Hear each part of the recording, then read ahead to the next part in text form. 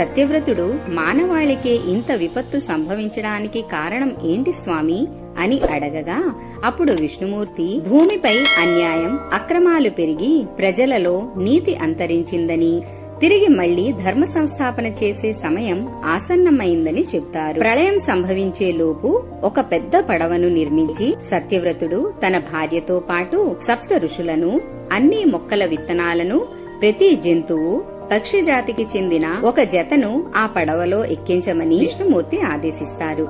మత్స్యావతారంలో ఉన్న విష్ణుమూర్తి సముద్ర గర్భంలో దాగిన హయగ్రీవుడు వాడి సైన్యంతో భయంకరమైన యుద్ధం చేసి హయగ్రీవుడిని హతమార్చి వేదాలను రక్షిస్తాడు.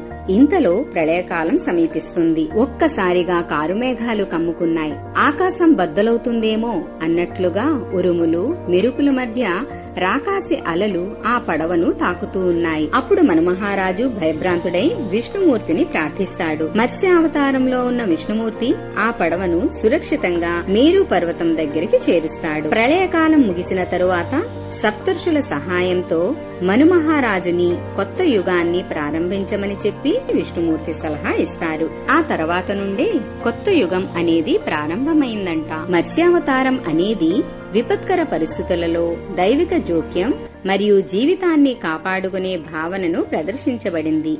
ఈ కథ పురాణాలు మరియు మహాభారతం వంటి ప్రాచీన భారతీయ గ్రంథాలలో కనిపిస్తుంది. మిత్రమా, ఈ వీడియో మీకు నచ్చితే లైక్, సబ్స్క్రైబ్ చేసి గంట సింబల్ ని క్లిక్ చేయండి. మీ శ్రేయోభిలాషి సాయి శారద.